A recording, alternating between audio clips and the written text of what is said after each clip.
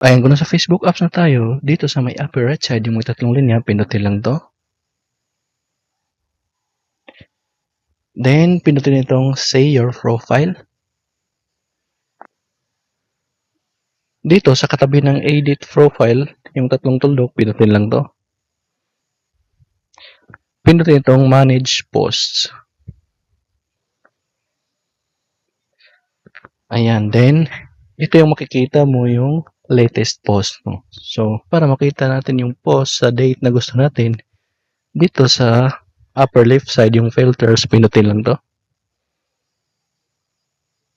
Then, sa go to, pinutin lang tong arrow. Then, halimbawa, ilagay natin sa December 2022. So, punta lang tayo. Ayan, December 2022, 25. Then, okay. Then, posted by, palitan natin to na you. Then, privacy, then all post. So, pwede rin palitan na public or friends. Then, pag okay na sa'yo, pinutin lang tong done. Ayan, so dito makikita lahat ng nakapost ng December 25, 2022. So kung halimbawa gusto mo delete ang post na to, ang gagawin mo lang ay pindutin yung post.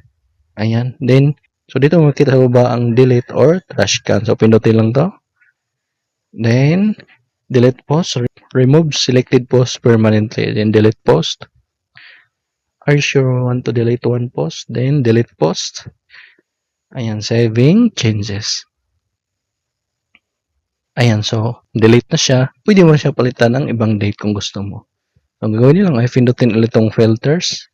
Ayan, then, palitan yun ng ibang date. So, 28, then okay. Then, done.